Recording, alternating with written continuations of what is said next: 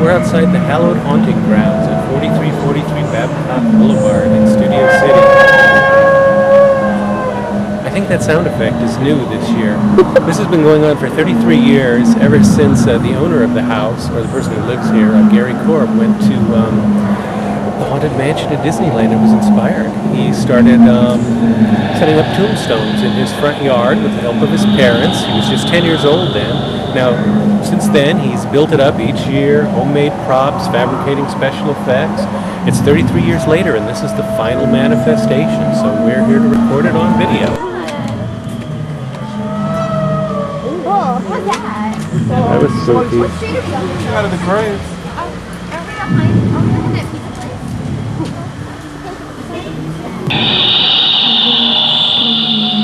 The Tree of Souls.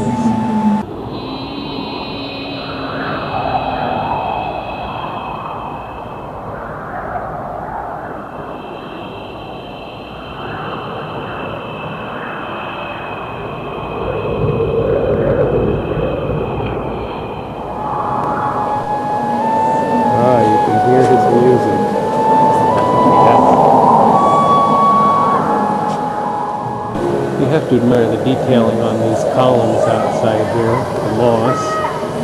We're in the driveway now, looking into the yard, and you can see what look like a couple of monks here.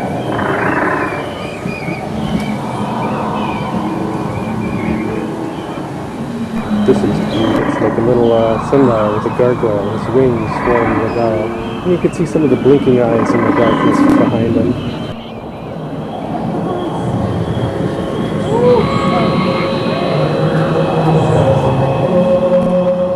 Standing in front of the house, and one of the great things about it is the haunts, not just in the yard.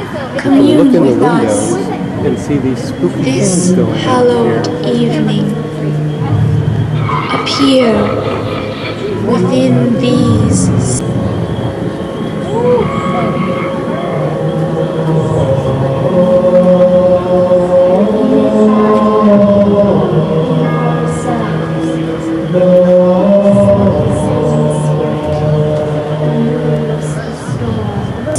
In our behalf,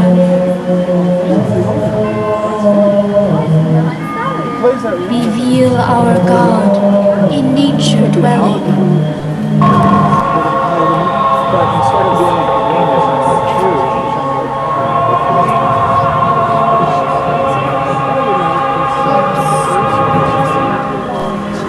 Okay, so that was our Halloween tour of Haunted Hollywood. Although in point of fact, it's much more a matter of Haunted Valley.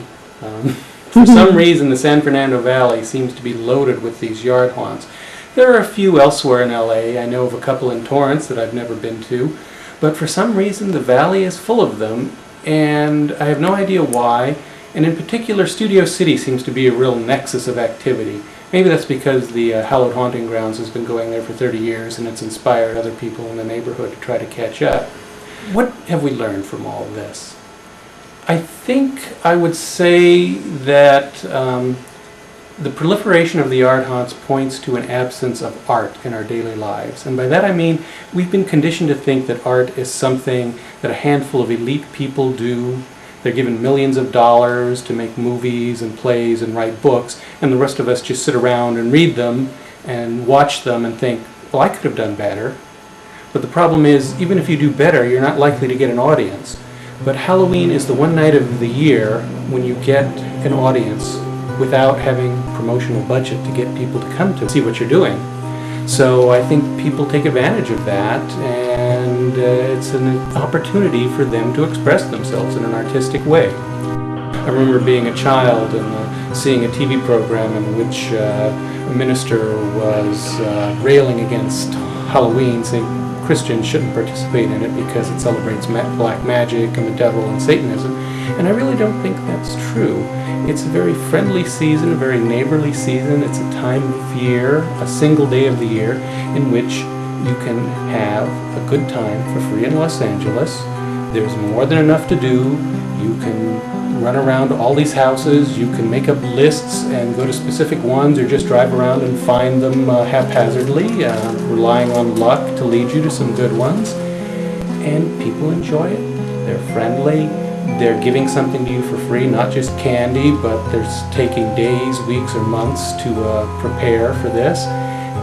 And it's all for your benefit, for the benefit of their neighbors and anyone who shows up, and they're happy to have you. I think some people are a little disturbed that Halloween is becoming the second biggest holiday, maybe even the biggest. Maybe it's surpassing Christmas in terms of the money spent on it. And I don't think that's such a bad thing, because like I said, it is a time when people give something freely of themselves. It may be a little dark and demented, but in a very fairy tale friendly kind of way. So we'll see you next Halloween.